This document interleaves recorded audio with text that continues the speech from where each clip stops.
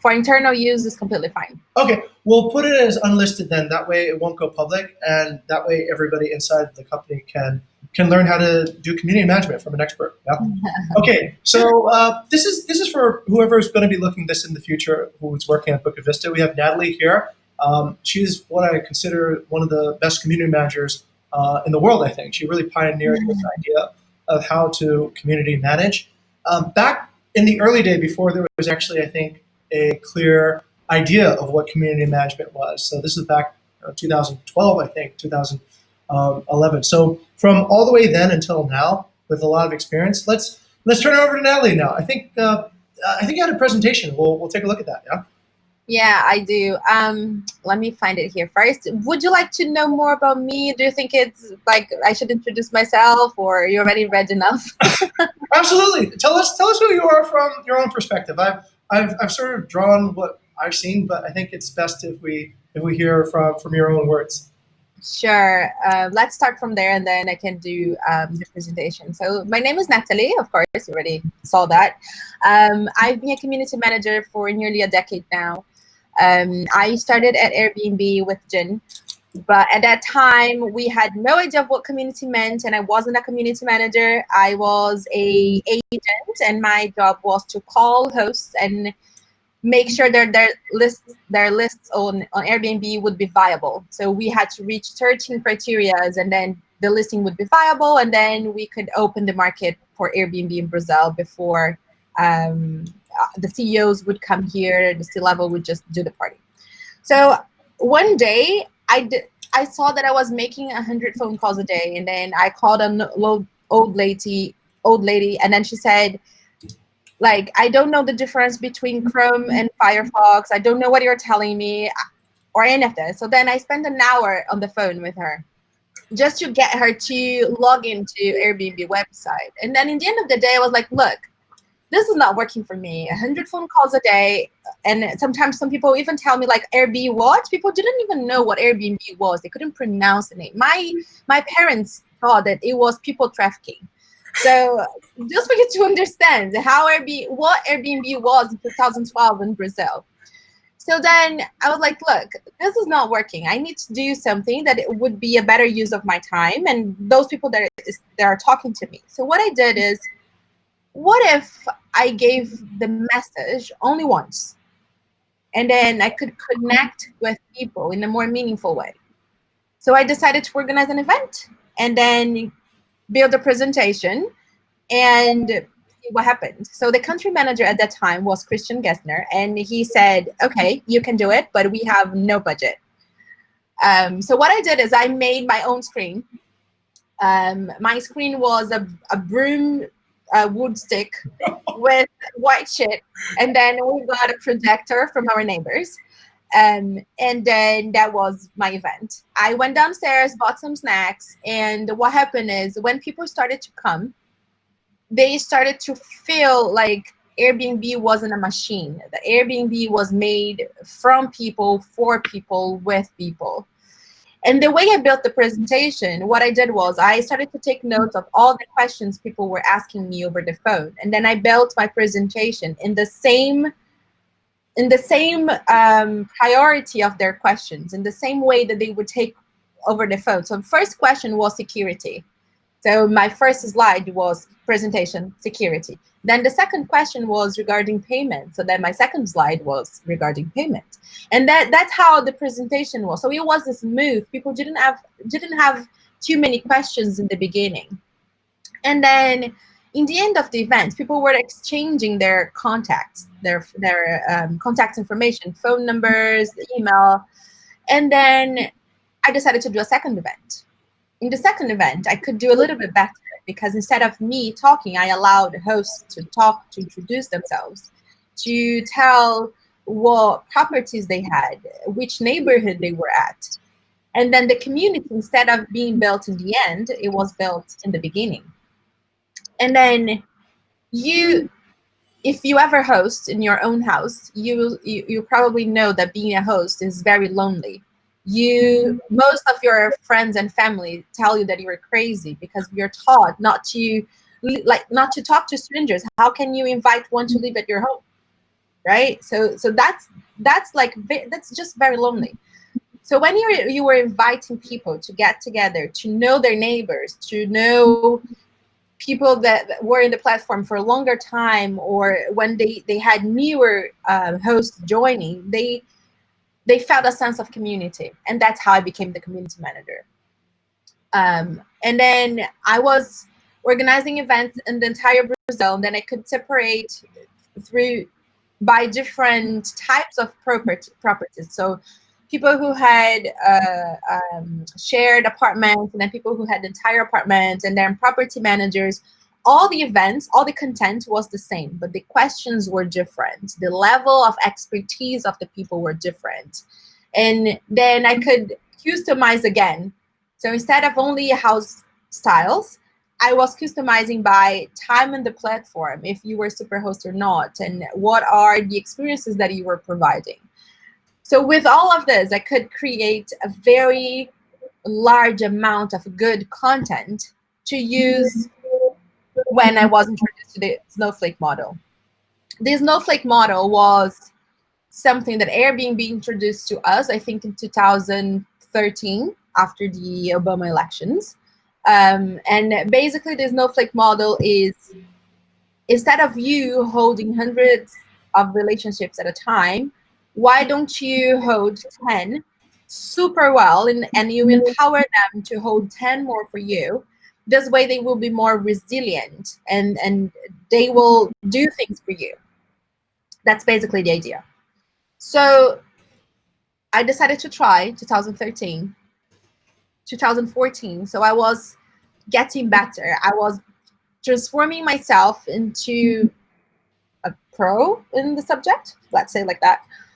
And what happened is, in 2016, I've dominated so well that I was able to travel Airbnb communities around the world. So I lived in the USA for 4 months to teach them how to do the Snowflake model that actually they taught me how to do. And then I traveled to Europe, and then I did it in London, I did it in Germany, I did it in France. It was very rich, it was very good. And then in the end of 2016, what happened was, sorry, it was 2015. And then in the end of 2016, what Airbnb did was, okay, so the entire company should do community, not only community managers. So then they offered the community managers other role. I didn't accept the role they were asking me to do. That was public policy. I didn't want to use all my host stories for politics to legitimize the brand. I didn't think it was fair to them. So what happened is WeWork appeared in a way, and they said, we are hiring community managers to start our business in Brazil. So basically that was the same thing that happened to me at Airbnb. I was the employee number 1 hired in Brazil for Airbnb, and I was the employee number 3 hired in Brazil for WeWork. So we could build everything from scratch. And at WeWork, community building is different. While in Brazil, I was going to a city, doing an event, recognizing my hosts, who would be the community leaders. I would engage them and leave and go to the next city. At WeWork, I had to engage the very same community every day.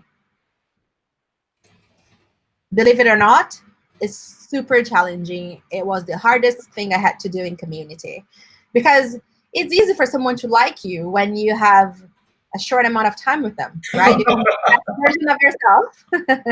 You organize a great event and then you leave, and then they are hungry for the next time you come back. At WeWork, I was in the building every single day, and I had to have meaningful interactions with my members every single day in every single interaction. And then I had to increase their revenue with us as well. So at Airbnb, everything was more inspirational. Like, you didn't talk about money at Airbnb. It was just like Airbnb removed the weight, like the white elephant in the room that was money. At WeWork, money is there. You have to talk about it, and you got to make it worth. That's basically it. So I think I did quite a good job. So then WeWork relocated me to London because I was performing super well in Brazil. I was the top performer for Latam. And I was not only a community manager of my building, but I was managing 5,000 members.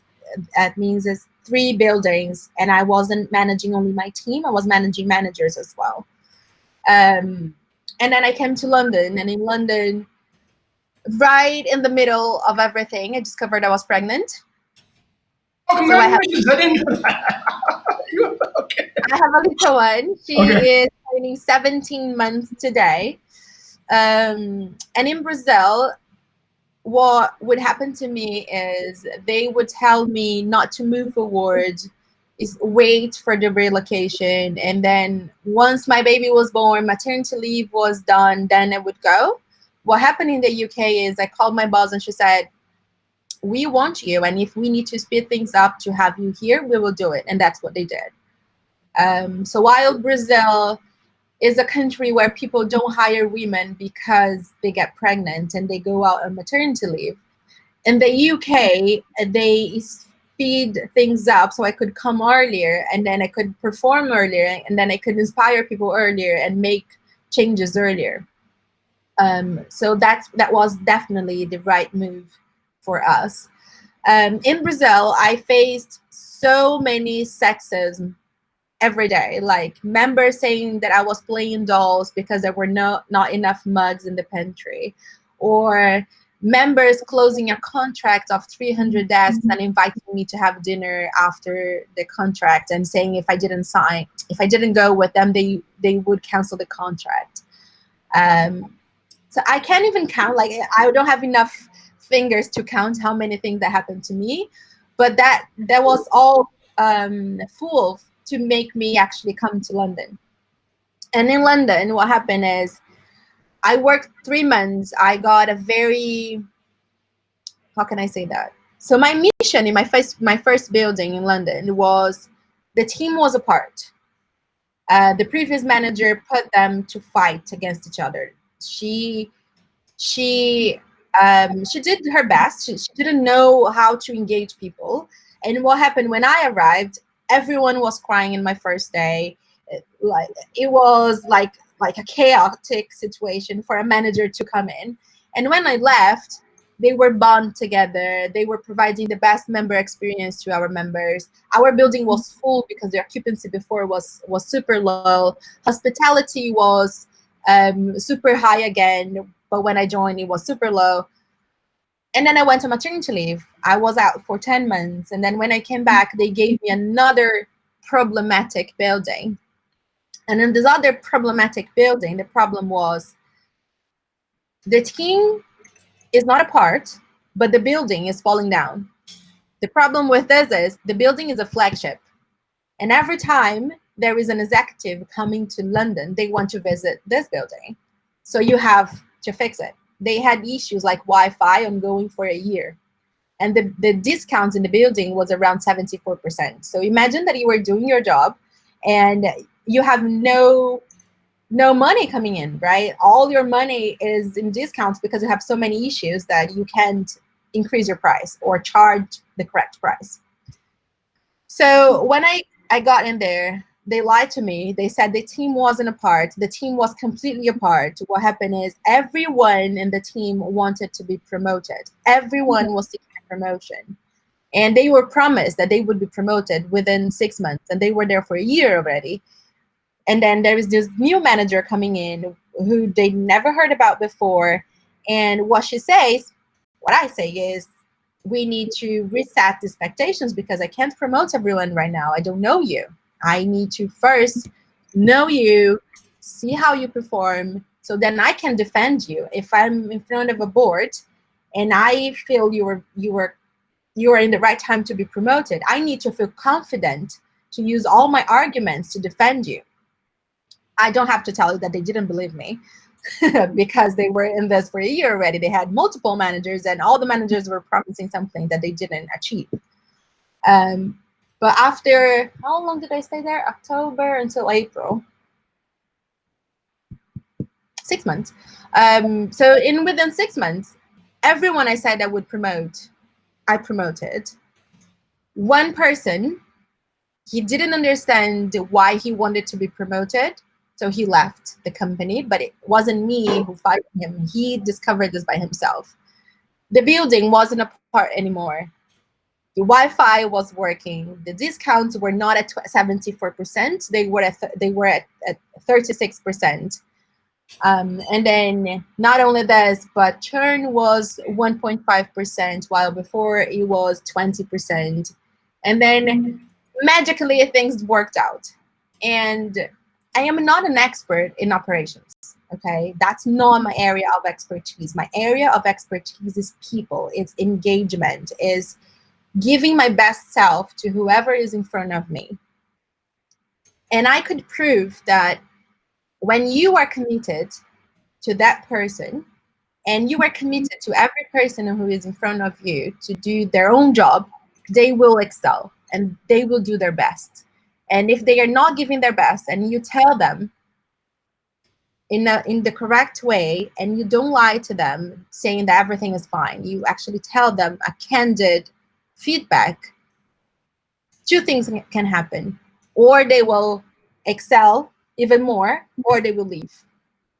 I only had one person leaving, so I think I am in the right path. So here I am today. I left WeWork because I didn't agree with the things that were happening in the company anymore. And I think that if you're bothered, if it's hurting your values, you should leave instead of waiting the company to change or just be comfortable in the position. So that's why I left. I didn't agree with anymore. I was spending only 1 hour per day with my baby, which is not enough. So I left in April, and I'm taking this time to take some family time. That's me. That's a lot of me. So if you have questions so far, I'm happy to answer them. Otherwise, I would just find my presentation. Wow, that's actually incredible. I'll go around the floor. Does anybody have any questions for Natalie off the top? All good? Okay. Good to go. All good? All good. Yeah, sure. Andy? Um, go ahead, Tendi.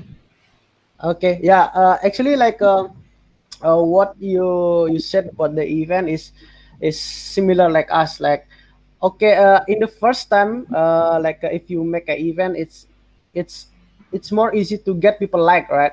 So maybe in the first time you make a big event or something with a great team, that's, oh, before, this event is really good or something. But actually that's not the challenge, right?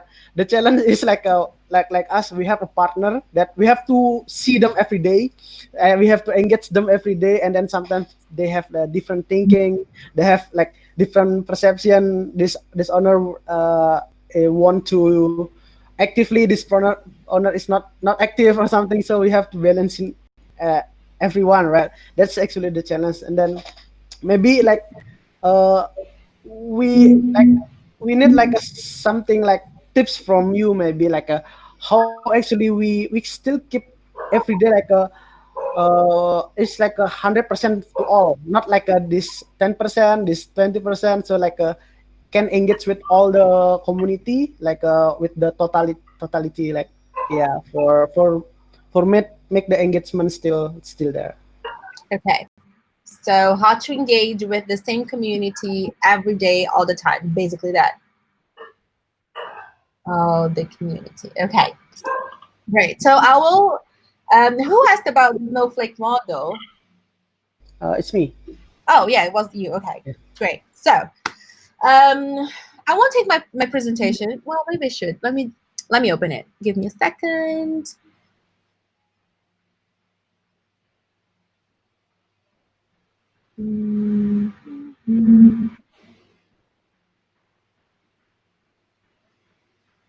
I'm used to have my the company computer. So now that I'm using my own computer, I'm lost. I don't know where things are. So apologies. Okay, so I will use this presentation. We have,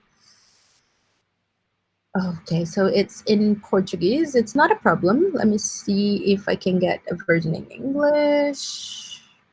Eu falo português. Oh, great. Good. Perfect. Eu compreendo português pouco. Muito bem. But we have many people as well. No. We have to do it in English. Okay, so engagement. Oh, okay. Great. Let me open this. It's in Keynote. Okay, so before I move on, I will explain about the Snowflake model, because in my presentation, I don't go deep in the Snowflake model. Okay. So Snowflake model, it starts with very, very good relationships. That means that it takes time for you to build one very good relationship, right? I will share the screen because I talk about engagement a lot. So this is here.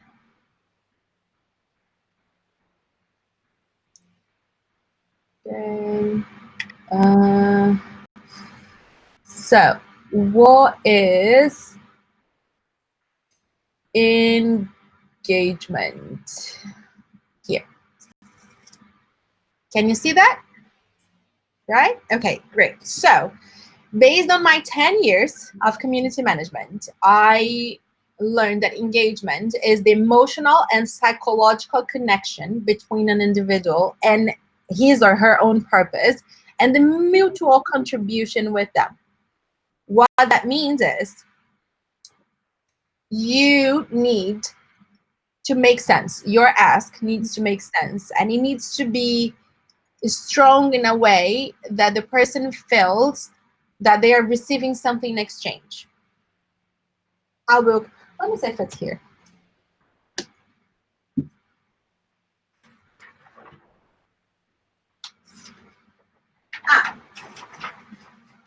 It's here.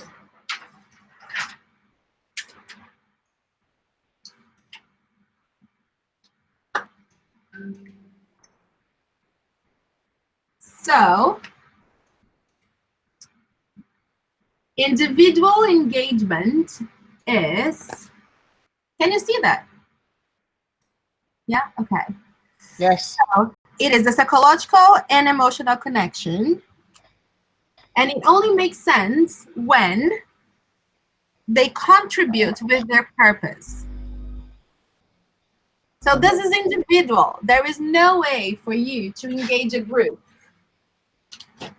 all at once, okay? Because engagement means something for different people. So it means something to me, it means something different for Jane, for example. It means something different for Tandy. So what you need to do is engage in a meaningful way with them. Discover what are their passions, what they like, what they dislike. Engage into more personal talks. Discover what they want to do of their lives, for example. So I'll give you one example of something I did at Airbnb. So one of my first events, it was in a host house. So usually what we did is we would just book a host property, and then we would organize an event in their living room, because it would be small enough. It would be in a house, so people would relate to that space. And we would make the presentation in there, then we would have some snacks, and then people would leave. So what happened was, Belle, my host, she said, look, I don't believe in anything that you were saying, because I'm on Airbnb for a very long time already, and I'm not having a good profitability from my listing. So I said, look, let me do something for you. Before you tell me that what I'm telling you doesn't work, try. Just give me the chance. Give me the opportunity to show you that it actually works. So I gave everyone, I'm just changing the lights here. I'm just gave everyone very practical tips on what to do in their listings, so then they would increase their the amount of requests they would receive, the amount of messages they would receive, and then how to take the photos, what should be the order, everything you should do to have a better listing. Next morning, after the event, we just went to her house and for a coffee, and then I helped her with her listing. I sat down with her, we made the changes, and then I left. Sorry, I didn't leave. I stayed there with her. I asked questions about her life, who lived there with her, and then I discovered about her daughter. Her daughter died 2 years before that of gas intoxication in her own toilet while she was taking a bath. Mm. Um, and what happened was Belle gave up of her life. She was on a leave for 2 years already, for a depression leave. And she was very skeptical about life itself, right? She didn't believe in anyone. She didn't believe in anything. And she was just grieving, right? And once I had this talk with her, this personal talk with her, I could bond with her. I could connect with her in a way that we couldn't do in a space full of people. Then I left. Next day, she called me and she said, I don't know what to do anymore because I can't answer all the requests I'm receiving. My listing is going crazy. There are too many requests. I don't have availability. And then she started to go to all the events, even though she already went to a few of them and the content was the same. She was still going to meet other hosts, to share her good experience. And from that, what she discovered herself is that there was a lack of interior design in the properties that were listed in the website. And she loved interior design. So she started to study and she opened a company that would offer interior design only for Airbnb hosts in her city. Fast forward 3 years, so 2012, 2015 now. She is an interior designer. She healed from depression. She was a super host. She became a property manager. She was hosting events about interior design for Airbnb hosts in her own city, organized by me. And then she was just finding content for herself, and then her life completely changed. I don't believe that I would be able to transform her into a community leader if I didn't spend that quality time with her, bonding in a more personal way. If I didn't know her motivations for being so skeptical, or if I didn't enter her life in that way. So what I'm saying, so I could create the emotional, oh, hello buddy. Oh, there's my daughter. Yeah, she's running around. Sorry. Go ahead. No worries. There is nothing to apologize. So we could create the emotional and psychological connection to provide her the mutual contribution with her purpose that she was looking for. Does that make sense? I know this is very extreme, but I had to use a very clear example to use with you. There are other opportunities that I used with other hosts that were completely different and they were not that deep into their own lives. But what I'm saying is the way you will talk to your hosts isn't the way that they want you to talk to them, not the way you would talk to everyone. So learn how to read the person who is in front of you, right? Like, some people, the way that they connect the most is by seeing. Some people is by hearing. Some people is just something else. So make sure that you are talking their language, not yours. So if someone, just try to discover, someone sometimes is just trying to call your attention, maybe being a little bit more aggressive, just give your attention, see where it would go. Invite this person to have a call, invite this person to have a coffee, and listen to them. Because if someone is complaining, and it's complaining a lot, it's because they want to see a change. It's not because they dislike your product, because if they dislike your product, they just use something else. But if they are complaining and they keep coming to you to tell you what is wrong, it's because they want something to change. They want to see a transformation. They were not able to provide it yet.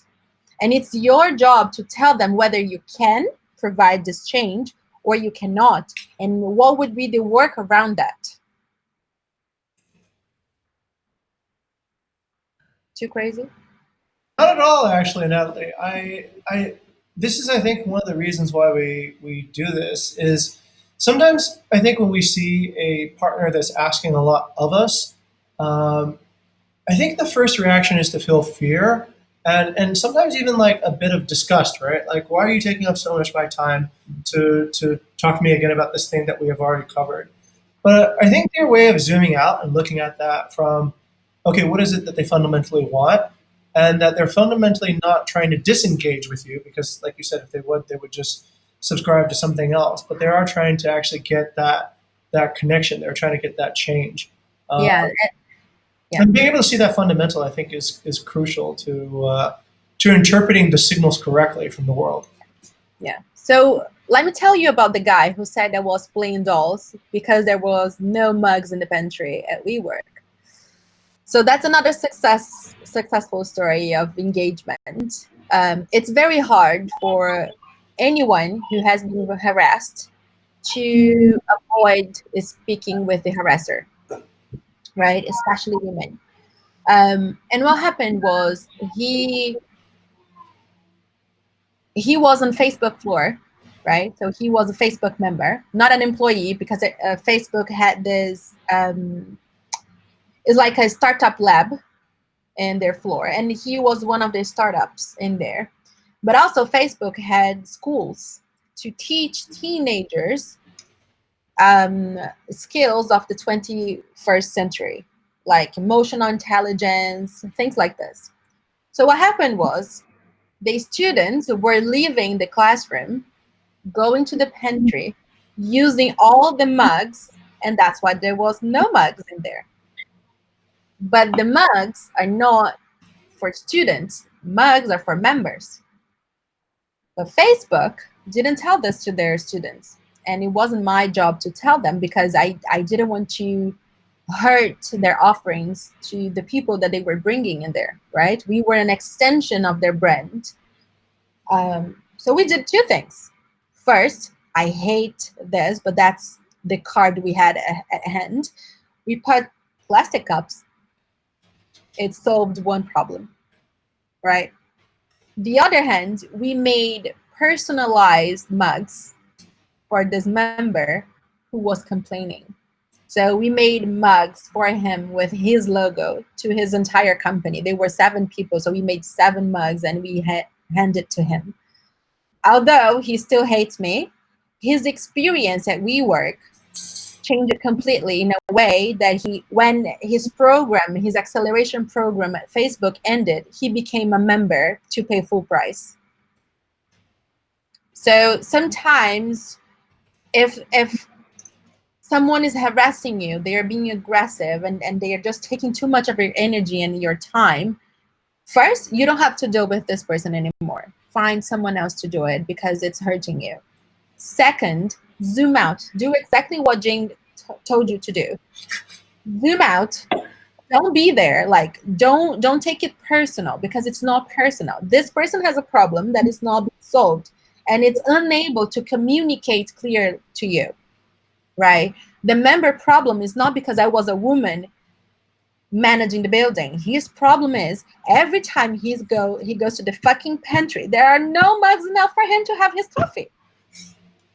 And then on top of that, he found a weak point to hurt me, to look more seriously to the case. And this was, you are a woman and you are playing dolls managing this building. So you're not doing a good job. 90% of this is bullshit. He didn't need to say that. He didn't need to use that argument with me, but it worked. Unfortunately, it worked.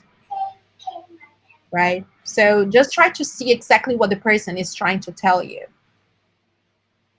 Okay.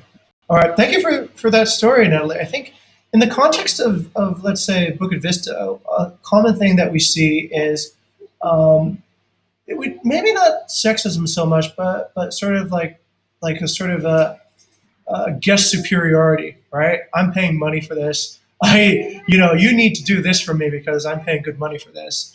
And during those situations, I think it's like where we feel as hosts harassed, right? But also there could be a tinge of guilt too, sometimes embedded in it, because it might be a shortfall on, let's say, a delivery or an expectation that we had promised. But I think this perspective, being able to zoom out, being able to see the problem for itself, and not let the sort of the guilt start coming in and clouding like the situation is my biggest takeaway. Because once I think we start going on to playing that game, we lose control. We lose like where we can actually move, and we lose our reasoning capability too as well. So I think that's actually that's a model that we can appreciate here. Okay, great. Can I tackle the point that you just said, guest superiority? I think that's very, very important, and that's very, very serious. And I went through that a lot at WeWork, because offices, they cost $1,000 per desk, and because someone was closing 300 desks and they would pay 300,000 per month, they thought they could buy me to have dinner, for example. Right? I am not on the shelf, I'm not a product, and I'm not on sale. So no. So I think that a few things can be done here. When I joined London, one of the reasons why my team was apart was because the previous manager didn't position herself with harassment towards the team. Okay? So harassment happens everywhere in the world. So members would go to the front desk and yell to my receptionist. They would point fingers to their face. They would swear. It was a shit show, to be honest. Like, they thought they could just go there because they were paying per month for one person, probably what my receptionist made per month in her salary. They thought that they could use the superiority to yell at them or to use bad words. So I did a few things for this purpose. A few things. So the first thing I did was empower my team to, whenever the situation happens, listen. If you argue, it will only make things worse. Listen. Once the person is done, if you are not alone, someone else on the team should go and remove this person from public, from being in the middle of everyone. If you are alone, listen, wait until the person vent, and keep repeating in your mind that is not against you. It's not personal. That person is frustrated, and it is just found you to vomit all their frustrations, but it's not your fault. 90% of it is bullshit. So try to take the 10% that is actually valid feedback. What is the thing that is frustrating this person? What is the main reason for that? Take note. Have a notebook or a paper and pen, or take your phone and say, look, I am listening to you and I am committed to help you. But can we speak in a more respectful manner? This is all the notes I took. That's the reason why you are angry with us. Those are the answers I have right now, and that's what I can do for you. I can tell you that 80% of the cases, it works. That's a very strong approach. I like that. Yeah. All right. I think that just by hearing you say that, your force, your confidence, your certainty in this, in these engagements, I think elevates our confidence in cases where things can just feel like we're being crushed by people who we process like a lot of guests, right? And I think every percentage you'll meet one of these people who are just, like you said, they vomit all their nastiness to you.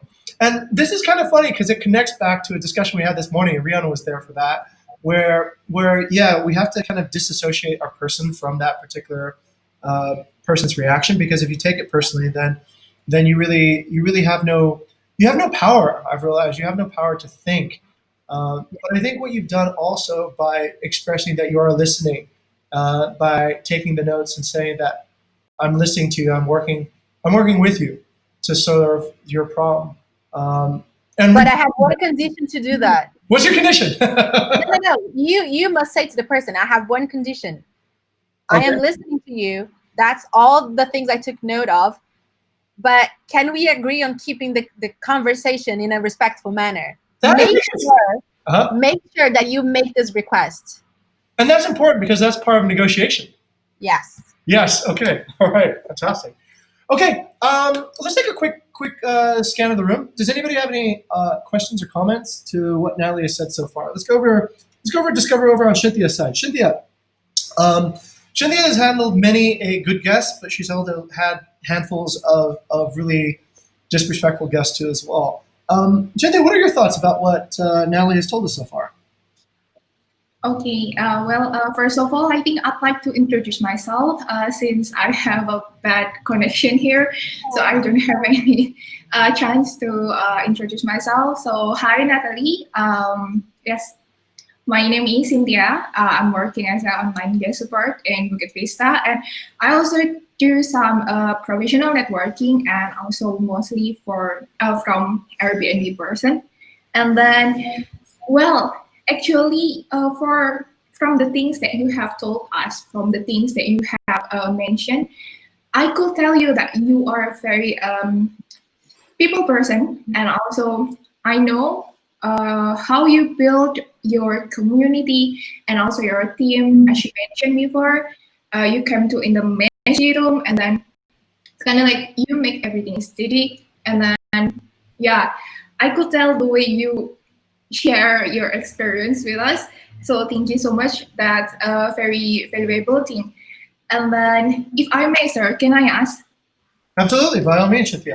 And sorry, Cynthia, I didn't get a chance to introduce. I think a little bit late, but yeah. Okay, yeah. No, sorry about that. It's because the bad connection here. Okay.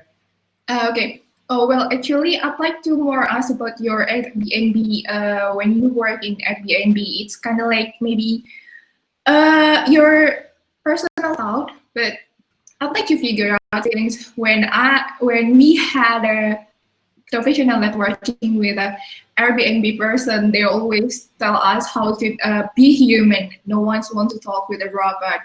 And then yeah, as your explanation as well, you have like you say, to be connected, and then to show that Airbnb is organization that organized by people, not machine. And the things that I'd like to ask is, what actually Airbnb has taught you, and especially for your self-development itself, and what is the most precious values Airbnb taught? And yeah, maybe you can answer it a brief but packed. Thank you. It's hard. Thank you very much for your question and for introducing yourself. I think it's exactly what you said. I think Airbnb taught me how to be more humane. So when I moved to WeWork, and I was managing these buildings that were worth millions of dollars in revenue per month, and I was sick of just having this professional relationship with people, I just found a way to make it more humane for my team and for my members. So I did a literacy program for my cleaning team because they were not achieving the cleaning standards that WeWork had worldwide. And I discovered that they were not following the requests because they couldn't read or write. They were third parties, right? They were contractors. So what I could do is just call the company and say, look, send me new people that actually can read and can write, because I'm having hundreds of complaints per day. But instead of doing that, I tried to find in my own community volunteers to help my cleaning team to get something from that job, there wasn't only money. It wasn't only the bread for their children. It was actually something bigger. So I think that's something that Airbnb allowed me to do in my day-to-day job, and I'm just taking this forever wherever I go. Okay. All right. Thank you. That's cool. Thank you, Natalie. All right. Let's travel around a little bit more. Does anybody else? Okay. Over to Rafik. Rafik has a question for you, Natalie. Tell me. Yeah, I think it's not a question. I think it will be like the same way between.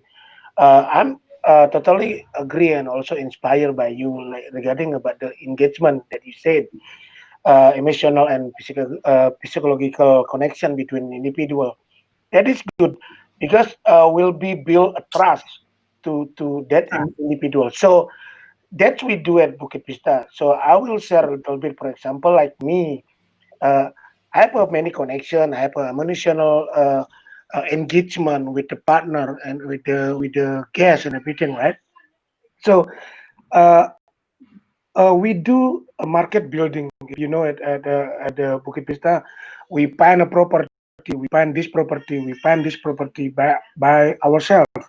But if we connecting and have a emotional and trust with the one partner, that partner will be find another for us. You understand what I mean? So Yes.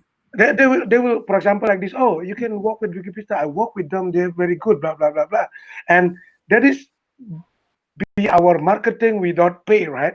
So that is the really agree with that, and then inspire me. And also the guest priority, like you said, I'm handling many guests of the angry guests and everything, right? The I think it's not uh, your best way is listen, same like you said, listen first, and then what is the point of that guest? Why they complain? That you must know. That is much the engagement to the guest. So the body language and everything. So they will know you have attention for their complaint. That is I get from your this presentation, Natalie. Thank you. Yeah, thank you. That's exactly it. Listen, try to identify what is the core issue and get them to trust you, because then they will definitely find you more people. On the other hand, if you screwed up, they will also tell everyone. So make sure that if you screwed up, be humble. Tell them that, look, I screwed up here. I apologize. I'll fix that, because we are not perfect. And what differentiates you from your competitor is how you deal with failure. So I have 2 more slides to show you. This one is what you can get from a engaged community. So financially, you can increase their average ticket with you. So if they have one property, they might have another one. They will refer you exactly what you were saying, Rafik.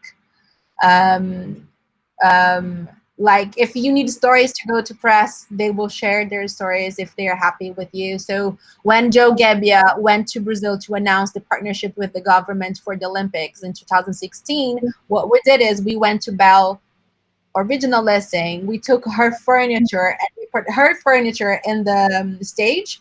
So in the press conference was a huge living room. And she was able to tell her story, like the story I told you, she kept for herself for so long, and then she was able to tell the world. Times of needs, they will help you. Like Airbnb had the legitimization, people protesting in front of the White House everywhere in the world. They will volunteer, like my members did for my cleaning team. They will answer other host questions, so that would reduce the amount of tickets you receive. They will organize events for you instead of you doing all of this yourself, or they will talk in events, because it's different when you represent a brand and then you talk good things about your brand. You're basically paid to do that. But when you invite your hosts, your community, your customers to do that, and you don't pay them anything, it's basically that they are signing what you're saying, right? Like they are legitimizing what you're saying. And then they are source of feedback. So you can use their feedback to innovate and to be better. And the other thing I wanted to show you is this one. Let me see. Can you see the big pyramid? Maslow pyramid. Yes, yes, yes. Yes. Okay, great. So because I don't see you anymore, I just put in the presenter thing, and now it's just difficult for me to know exactly what you're saying. So basically, the community is separated into 3 tiers. The lowest one being most of your community. They are engaged. They understand that there is a certain level of customization and added value and authenticity on the service you provide. With those guys, you will communicate more, like you will send the newsletter, you will invite them to a webinar. It's more broad. The communication you have with them is more broad. Then you have the loyal guys, and those are the guys that you will probably spend most of your time, because you want to bring the loyals to the evangelists. So loyals are the people who engage, they trust, and they have time enough with you, because you cannot build engagement or trust if you don't have time. Like if you just met me, you just heard about my name, and if I just ask you 500, I don't know what your currencies are, but let's say dollars. So if I ask you $500, probably you would say no, because you don't know if I will return it to you. But with time, we will engage and we will build some trust. Then you might say, kind of, let's see, maybe if you return 200 instead of 500. And then we will define trust being you deliver on your promises, you are there when they need you, and then you extract the negative experiences. So let's say you agree to lend me 200 instead of 500, and then we agreed that on a specific date I would return this money to you, and then something happens in my life, my mom is in the hospital, my baby is sick, and I can't go there to return your money, but I have it on me, but I couldn't even communicate with you because my life just went too crazy. While I am concerned about solving my family issue, you are concerned because we agree on something and I didn't go and I didn't do my part of the agreement. So as soon as I can, I must call you and say, look, I have your 200. I'm not able to meet you today because this and this and this happened. Let's find another solution. Either you can come with to me or I can deposit the money on your account, and then we solve this issue once and for all. So what you're doing is you are delivering on your promise. You are there, but then you're subtracting the negative experience that this other person had. And then you build trust. So then next time you will agree on a date, and then you will know that even though I cannot be there exactly how I promised you, I will get in touch with you, and then I will do something else. Then you have loyal, and what you want to do is mix loyal with evangelists and with engaged people. So every time you have an event, have them going to the event, because they will be matched with people and they will share their positive experiences because they love your brand. And then, well, they like your brand, they are about to love you. Then you have evangelists who are the loyal plus they love your brand. Those are the guys that you need to, instead of spending more time, I would say you should spend more quality time. So with loyal, you will spend more time. With evangelists, you will spend more quality time. So for example, on Airbnb, those were the superhosts, right? So for superhosts, what we did for them was every time we had Joe Gebbia, Brian Chesky coming from Brazil, we would organize a dinner with them. Every time we would launch a new product on the platform, those are the guys we would invite to test.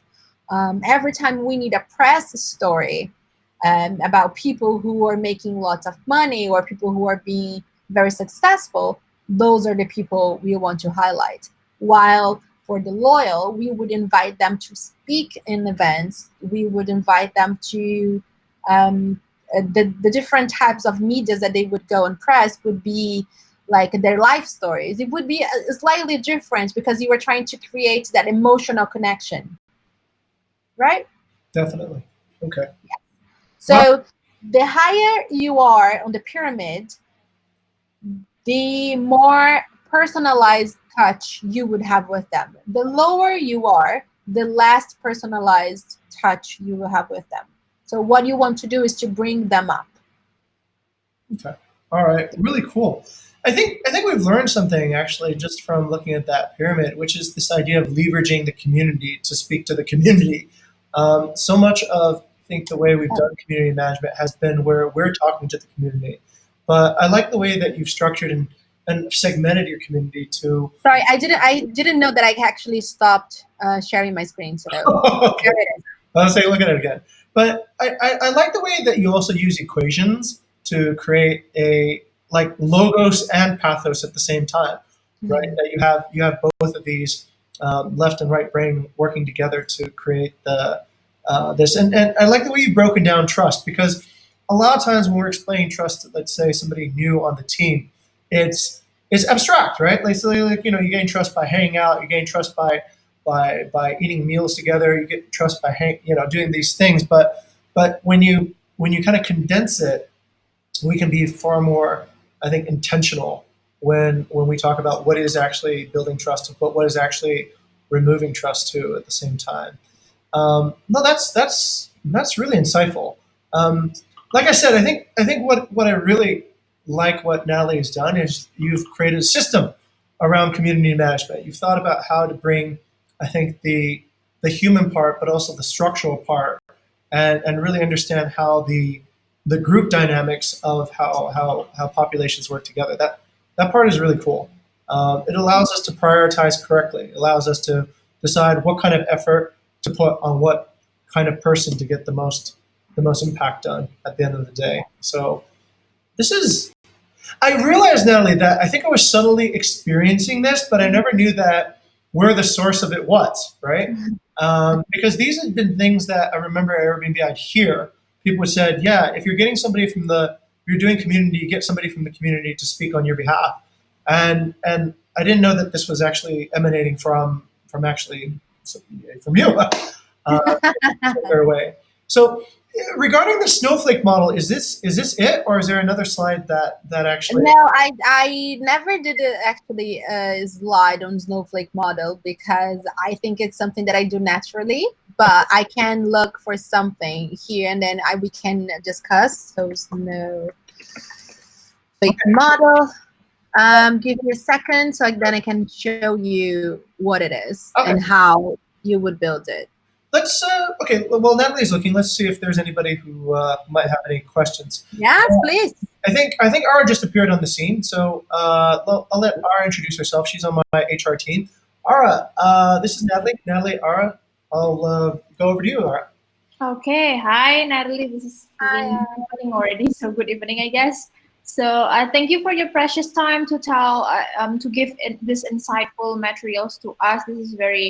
I think it is very insightful for any of us in any different divisions in our company. So as I'm speaking on behalf of human resource, the things that I'm curious about is, maybe let's go to the pyramids, the last pyramid that you actually delivered to us.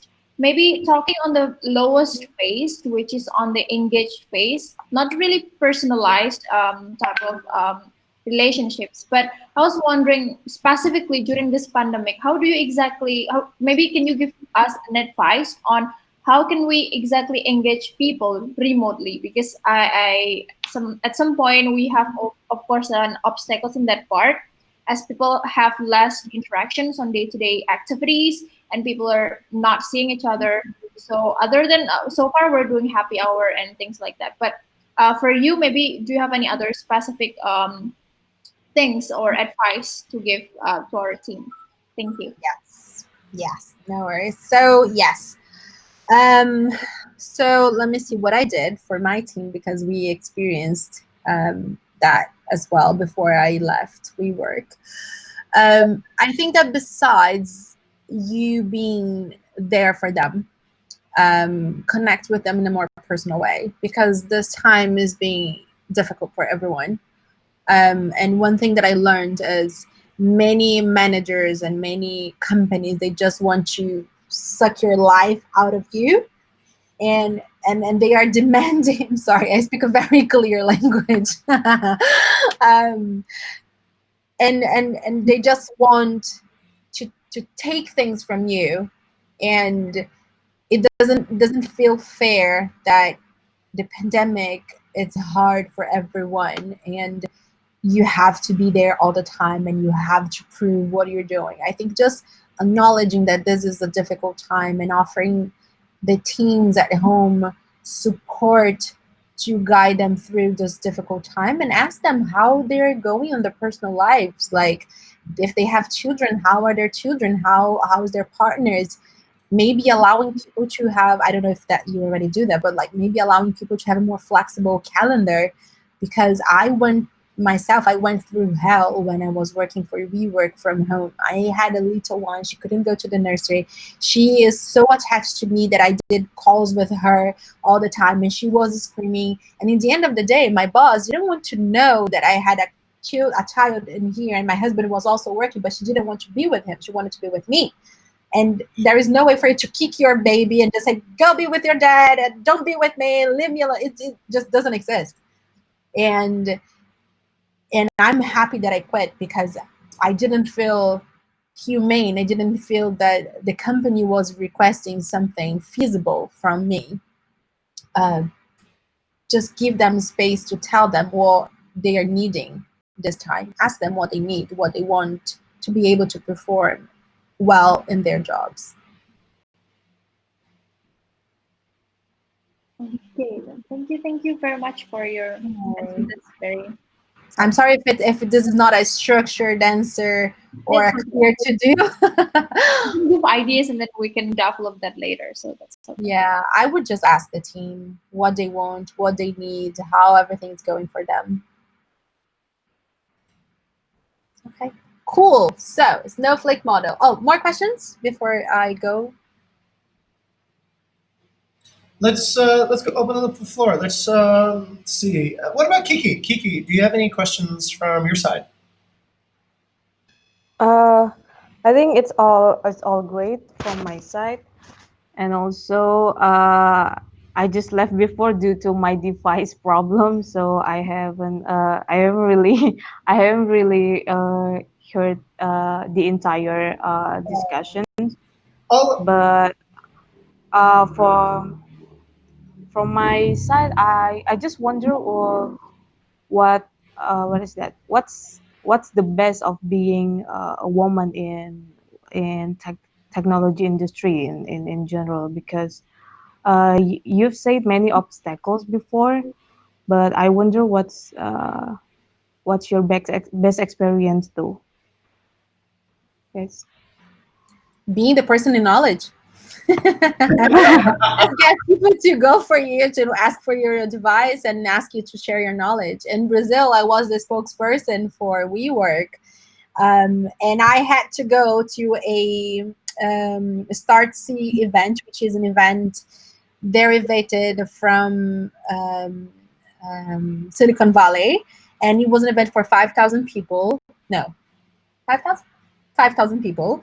And they were all men, they were all white, and I was the only speaker woman in there. So I could start my speech saying, shame on you all that I am the only woman speaking here and I only have 15 minutes. So it was great, just to slap them in the face. Oh, what a story.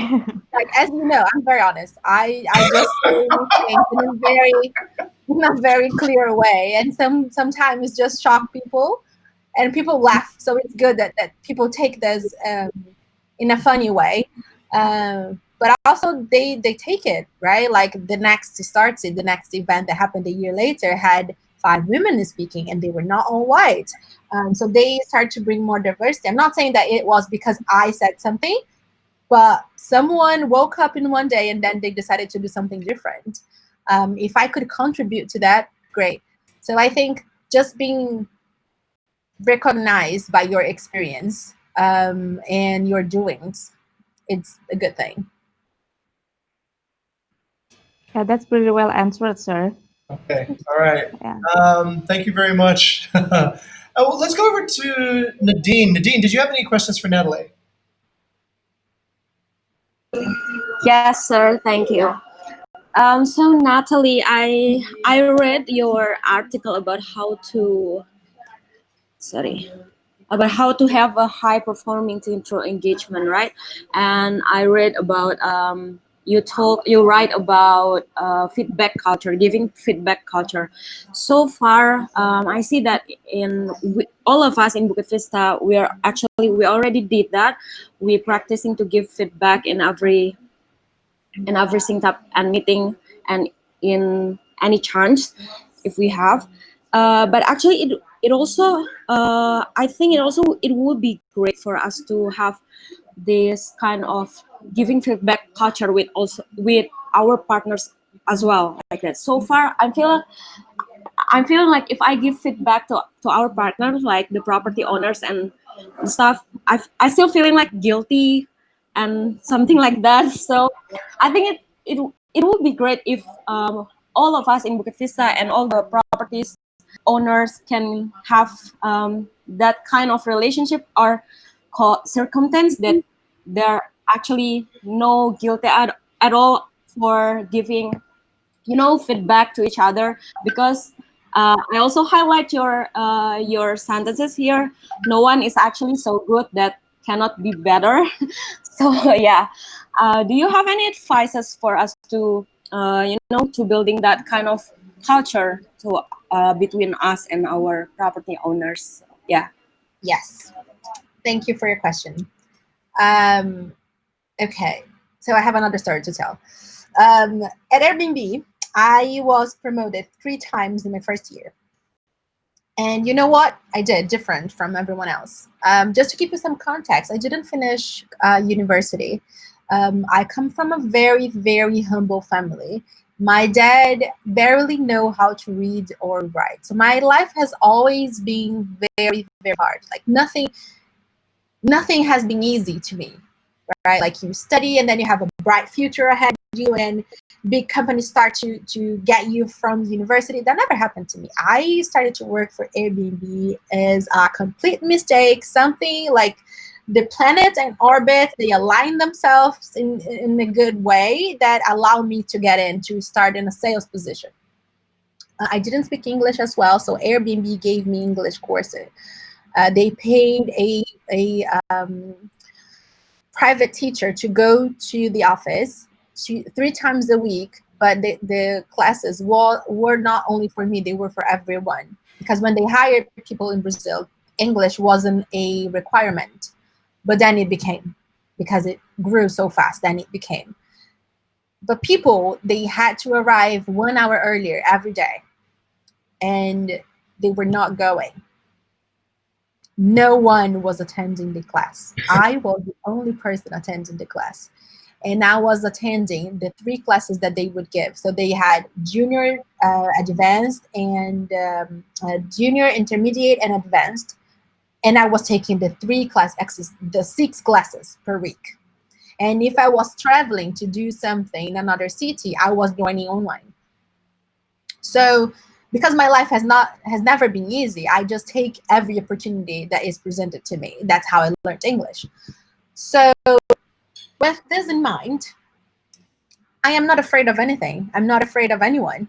Well, now the only thing I'm afraid is losing my baby, because I became a mother, and I think that just pops up in my mind.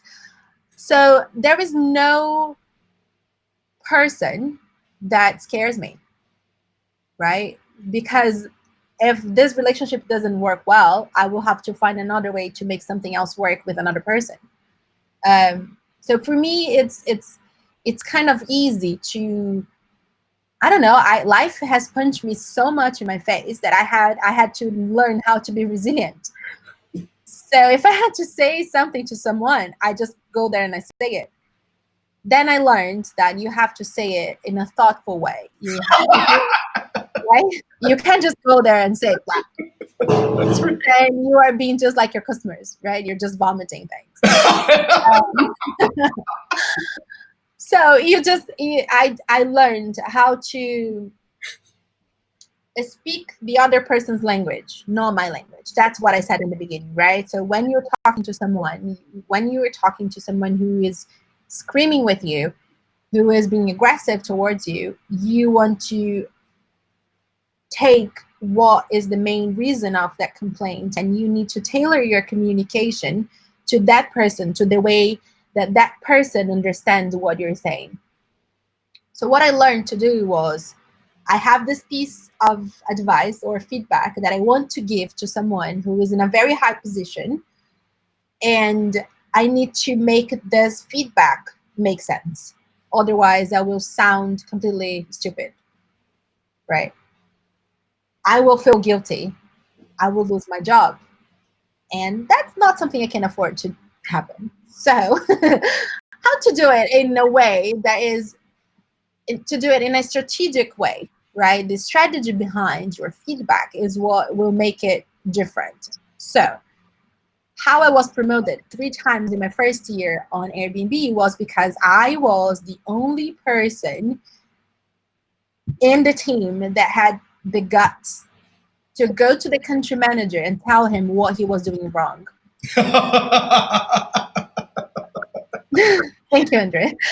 While everyone else was just hiding and pretending that everything was perfect. So if you are hiding and you are not telling what is wrong, it's because you don't care. I care. I cared about my job.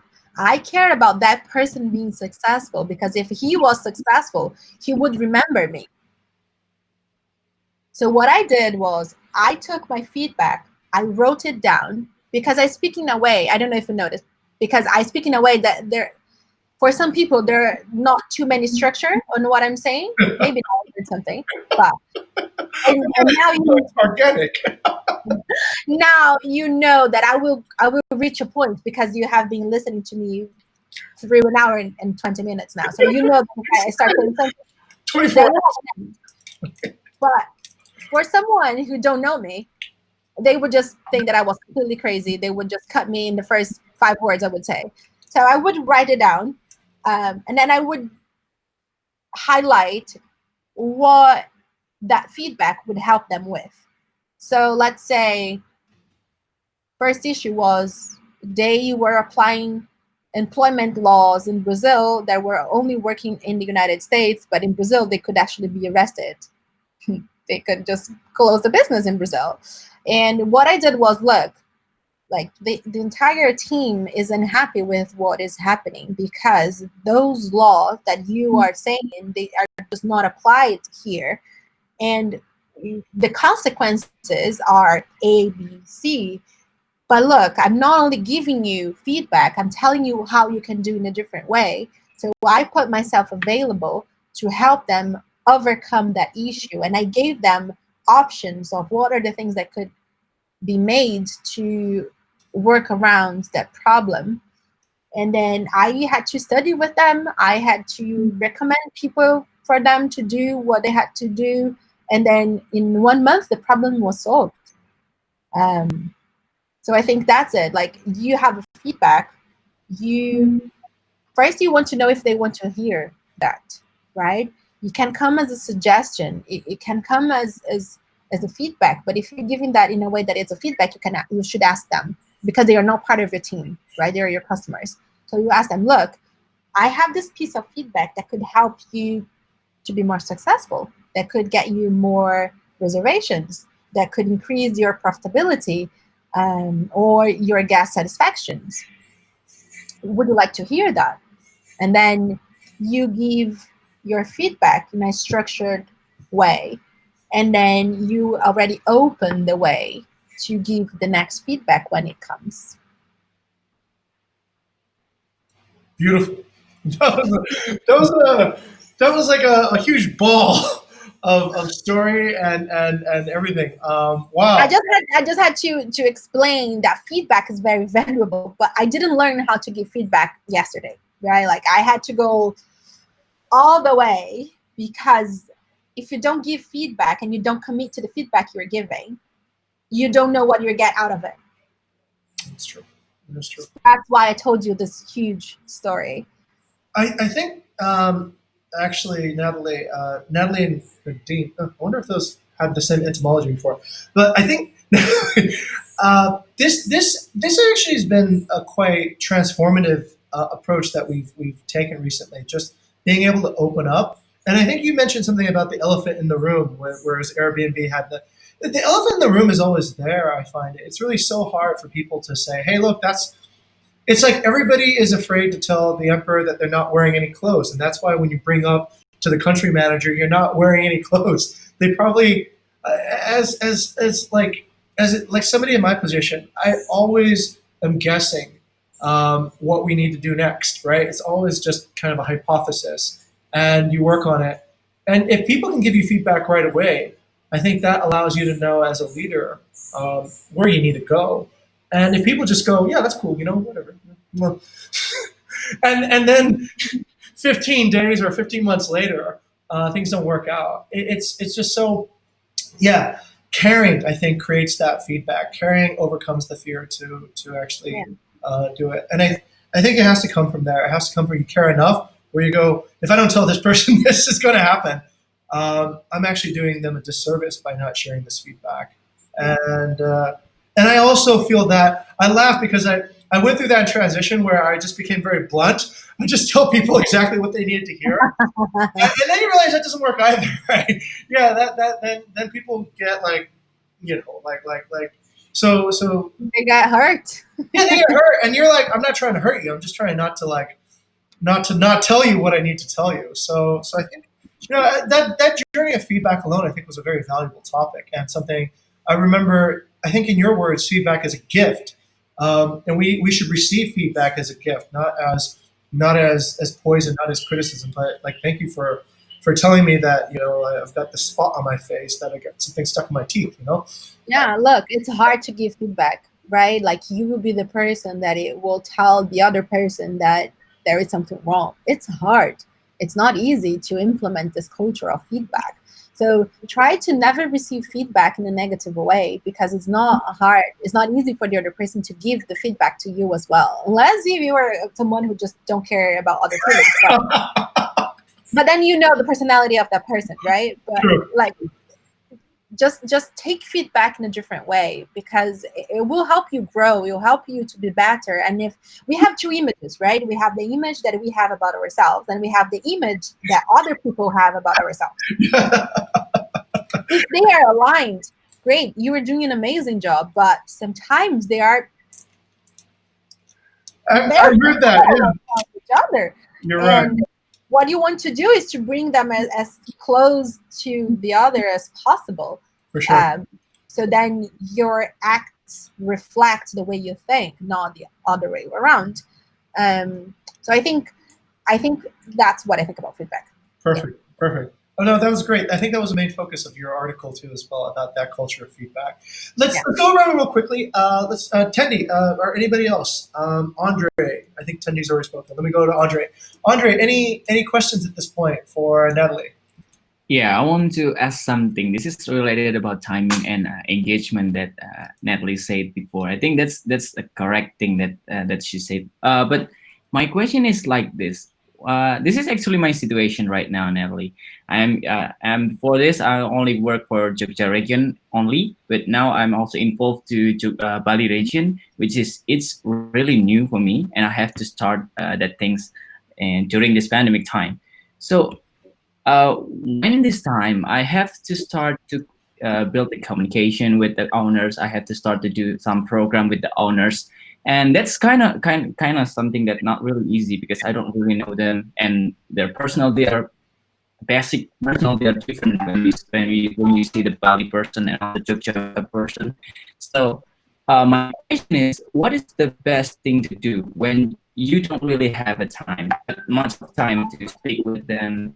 You don't really have that engagement because you're new, but you have to do something with them. You have to work on some program with them.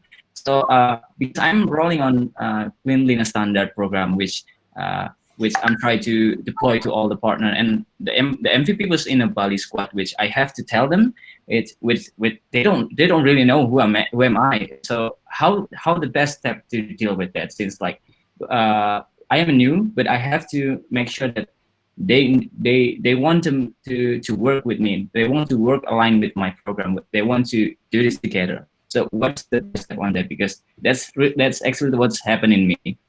Okay. Awesome question. I've been there as well.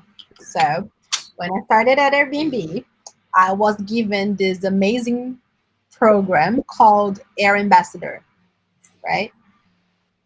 The program was get hosts to refer Airbnb, and every reservation they will make real money, cash.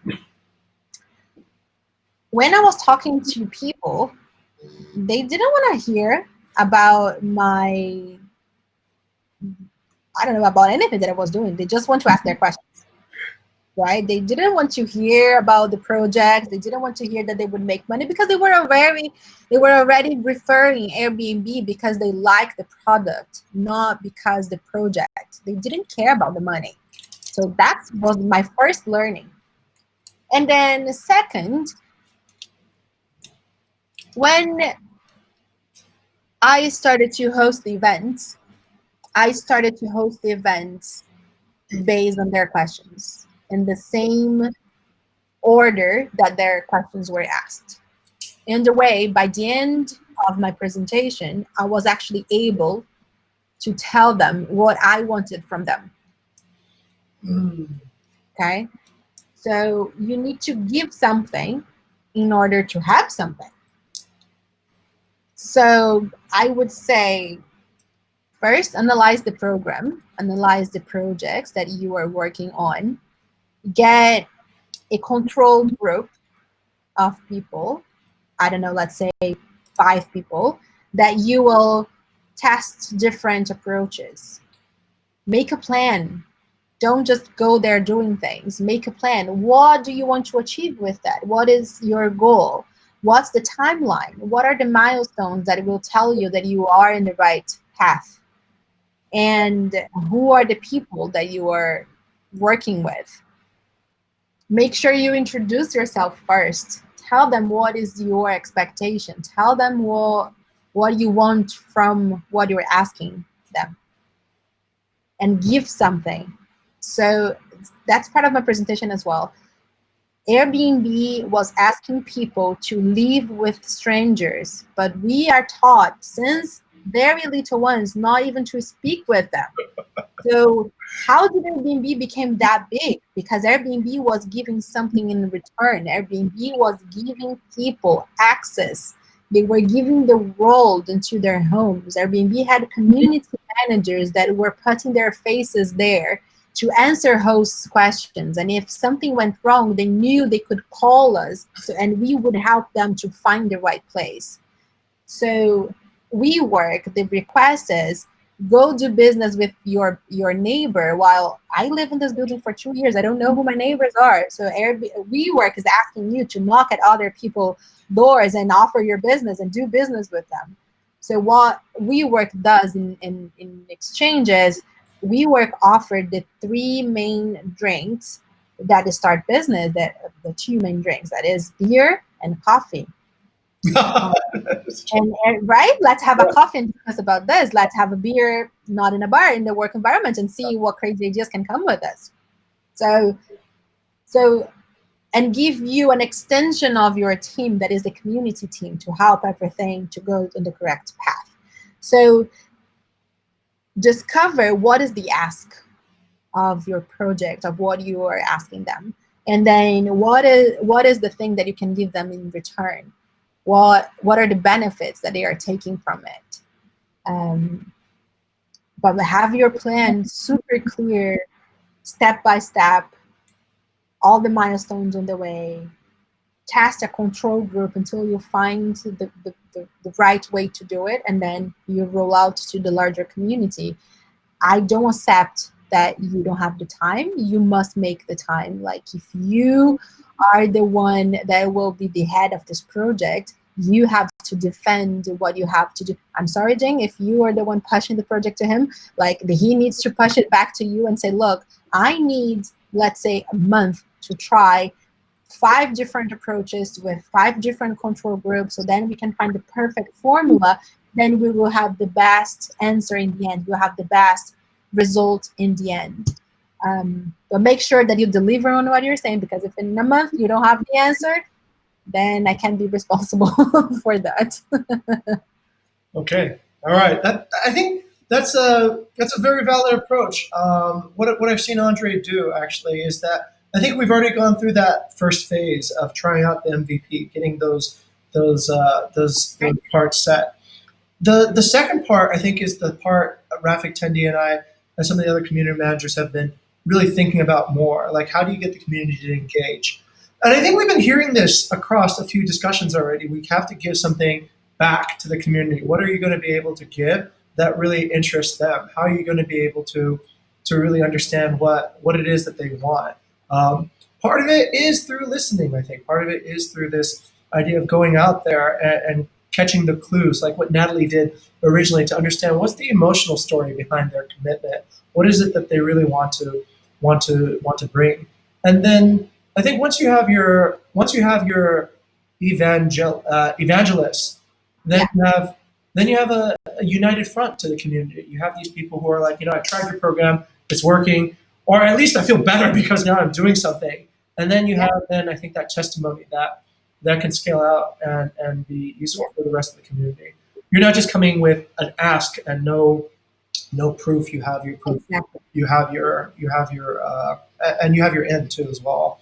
So that part is really affirming, I think, Natalie, to hear that these ideas are coinciding. So you know that I did something at WeWork. Like we were facing this issue that members wanted to leave, and no one knew why. When I joined London, our churn was 20%, and that's a lot. So I just went there and asked, like, why did you join WeWork in the first place? Why did you continue at WeWork, and now why you're leaving, and what we can do to make you stay? Like, very direct, very to the point, and we got many answers, and we could save lots of people. Some we couldn't. And we just move on with that. And it was a really good experience just to be able to ask them, just ask them. There you go. All right, cool. Nothing beats getting that direct approach. Okay, let's see. Did anybody else have any questions or the snowflake? I forgot. we sort of jumped out. We've been like a snowflake ourselves in 8 different directions. Let's go over to. I see Tendi smiling over there. And also, Natalie, for your information, some people have turned off their video feeds because I think the internet is a little bit slower, so to save bandwidth. Let's go over to Tendi. Tendi, any thoughts on your side? From my side, we thank you for everything, for every single like I said, just a learning topic that you give to us, and then so now in the next step, that's we will thinking about what is the practically that we can make, or some initiative that we can make from this, like how to build our own community or something. Then hopefully this will be helpful for all the member, and then we will zoom out and then trying to see more wider, and then go deeper if need. So we were thinking what is the next after this. Thank you, Natalie. All right, thank you. Let's go over to back to Cynthia. This is where we began. And Cynthia, any more follow-up questions that you have at the moment? No, sir. It's good from me, but I get some new ideas from Natalie's explanation, so maybe we can apply it to our company. Thank you, Natalie, for your kindness. Okay. No, thank you. Okay, let's double back to Rian. Rian, I think we began this with Rian. Any thoughts, Rian? Comments or anything? We just want to add, I don't know, it's more like a thought. So, because I have the same questions, I actually have the same questions with Andre regarding the community engagement to our project and everything. So, I think I have to agree with that we need to, revisit the idea. We always have to revisit the idea about the projects that we have, so that we have a pretty clear, what's the end goal of this. So, and then if we're not sure about what's the end goal of that, we can just pretty bold to the idea and then declare it to the team. And then I think communication is also the part of the how we engage with the community. So I have to agree with that. Yeah, thank you. Since I have the same question as Andre, then yeah, I have to agree with that. So thank you, Natalie, for answering the question, and thank you, Andre, for questioning that. Thank you. Okay. Natalie, we've taken up an hour and a half of your time already, so I don't want it to go. Look, I'm taking family time, baby's in the nursery, so you better take more time because I'm happy. If you're ready to go on, I wanted to hear more about the snowflake model because I think you're in the middle of explaining that, and then we sort of went off on a cruise around to get questions. But yeah, if you want to talk more, essentially, if I understand the model correctly, it's about essentially empowering the community to start replicating your message and then getting it out further and further. Basically that, yes. Okay. Let me just ask the question. At some point, Natalie, have you found that, let's say, for example, is there an integration from, let's say, an offline community management style to an online community management style? Like, does it transition from having more in-person meetings at a certain point to then going like onto Facebook or onto like some sort of online platform or Instagram, and then it takes on sort of a digital approach? And the reason why I ask this is because I get the feeling that sort of there's two worlds almost, right? There's the world of like the friends and the people you know digitally, and then there's the world of people that you have met organically.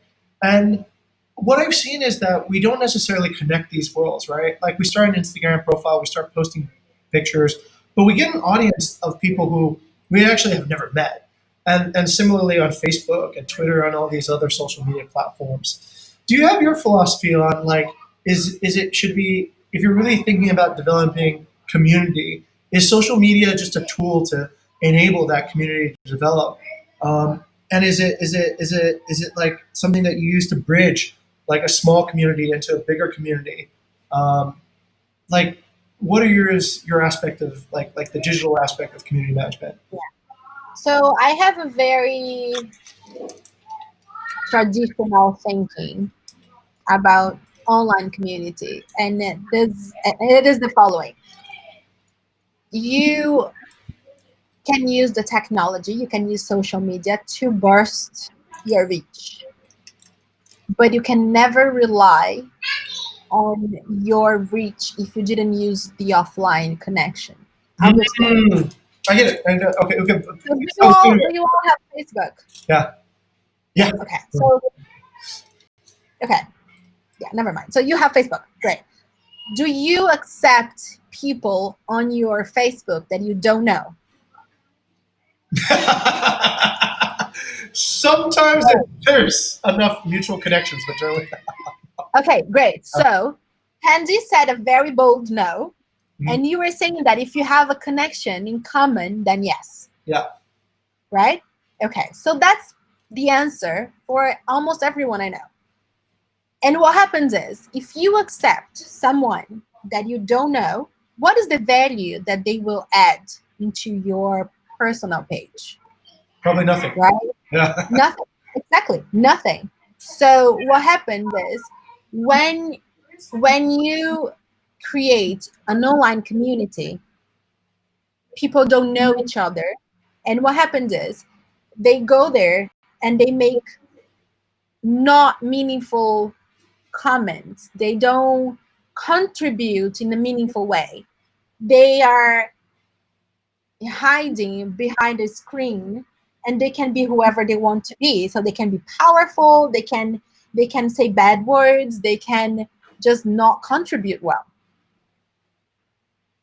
But when you connect people offline, then they accept each other, their connections is more meaningful, they help each other, and then what you will do is you will use the online reach in a good way. So you are building a strong foundation. Correct. Does that make sense? Does that make sense to you? Absolutely. Yeah. So what? It's like the way Facebook is naturally supposed to work, pre-influencer. Yeah. So that's what I believe, right? So So what happened is, so there is this online platform, and the name is Mush.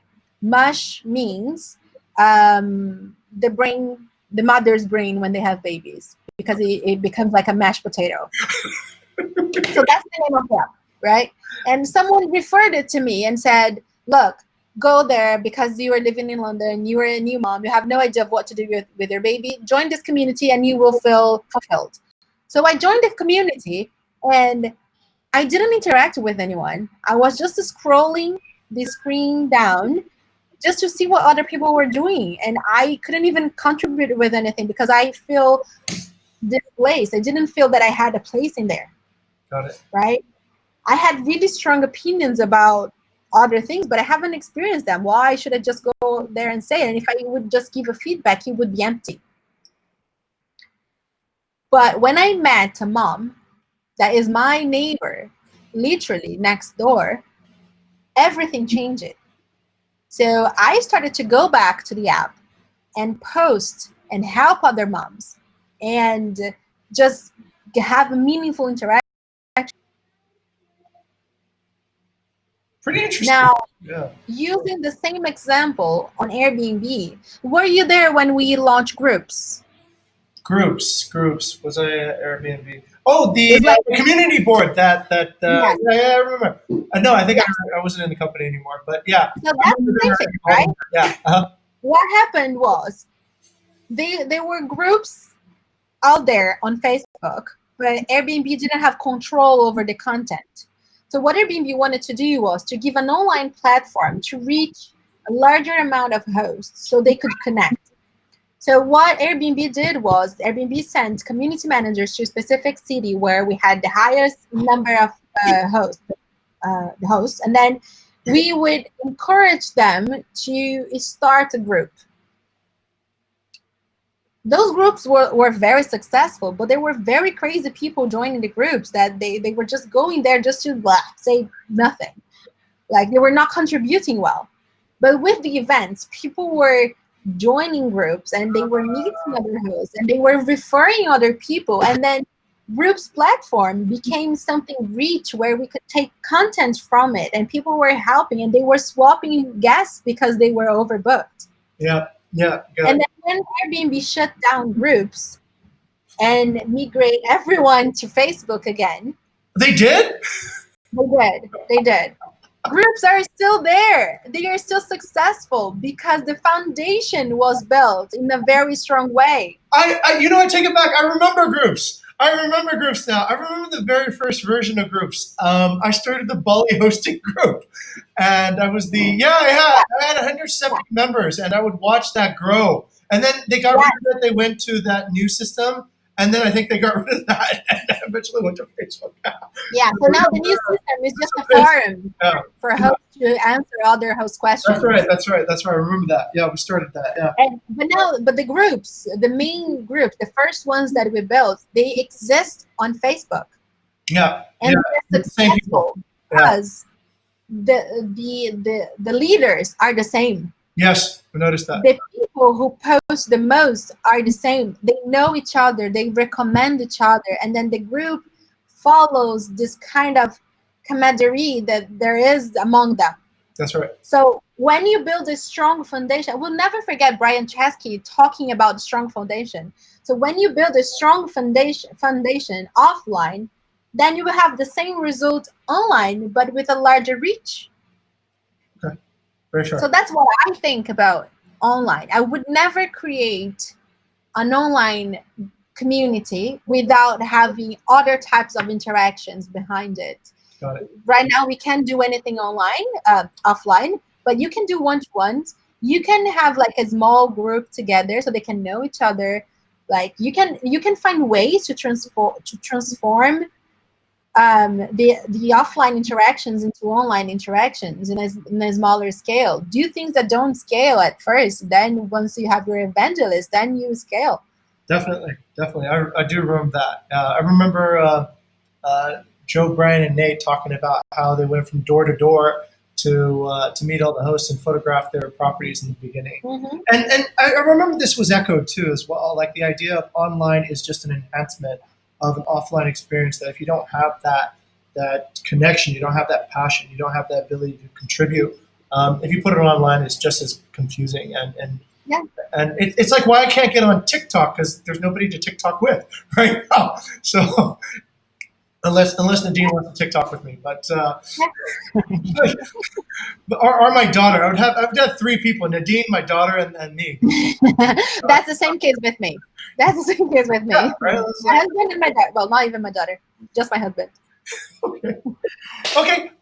Fair enough. I think that's really great. I think we've reached our time limit, and I want to also say, Natalie, I think you're not just a friend to me. I think you're a friend to our company, and we want to make sure that if you ever do come to Bali, let us know. We really want you to be part of our family. Want to make sure that we can look after you. I know it's probably not going to happen like tomorrow or anything.